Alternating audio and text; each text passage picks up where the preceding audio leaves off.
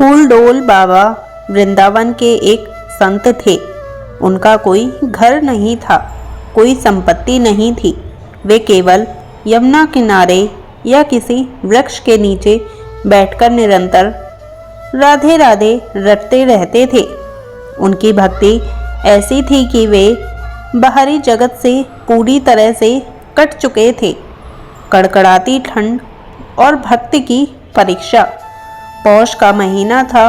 वृंदावन में हाड़ कँपाने वाली ठंड पड़ रही थी। यमुना में उड़ती बर्फीली हवाएं शरीर को चीर रही थी।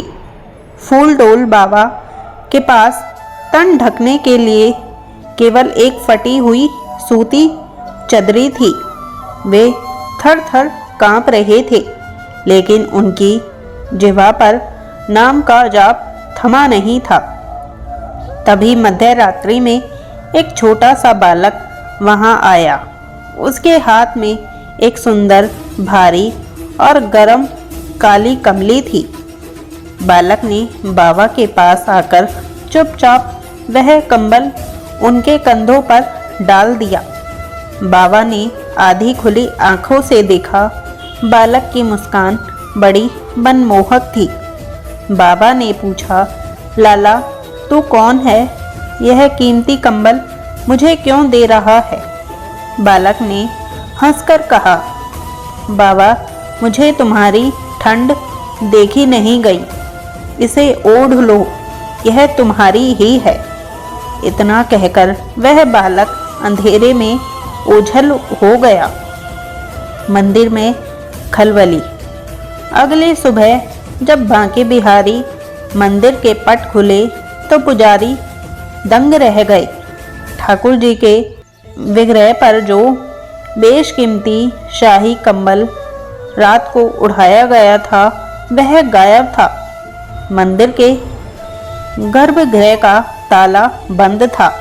पहरा सख्त था। फिर कंबल कहाँ गया? चोरी की खबर पूरे वृंदावन में फैल गई। राजपुरोहित और सिपाही चोर की तलाश में निकले। चमत्कार का प्रकटीकरण। ढूंढते ढूंढते सिपाही यमुना किनारे पहुंचे। वहां उन्होंने देखा कि एक फकीर वही शाही कंबल ओढ़े बैठा है, जिस पर सोने के काम की नक्काशी थी। सिपाही ने तुरंत बाबा को पकड़ा और कहा, अरे पाखंडी, तूने ठाकुर जी का कंबल चुराया है। बाबा निर्दोष थे। उन्होंने कहा, मुझे तो एक छोटा सा बालक देकर गया था। जब बाबा को खींचकर मंदिर लाया गया और उनके कंधे से वह कंबल हटाया गया तो एक और चमत्कार हुआ। जैसे ही कंबल हटा, बाबा के शरीर से वैसी ही खुशबू आ रही थी जो केवल बांके बिहारी के विग्रह से आती है। और सबसे बड़ी बात, ठाकुर जी के विग्रह की पीठ पर पसीने की बूंदें चमक रही थी। पुजारी समझ गए कि ठाकुर जी स्वयं रात में मंदिर से निकलकर अपने भक्त को ठंड से बचाने गए थे। ठाकुर जी को पसीना इसलिए आ रहा था क्योंकि वे अपने भक्त के कष्ट को देखकर व्याकुल हो गए थे। पुजारियों ने बाबा के चरण पकड़ लिए।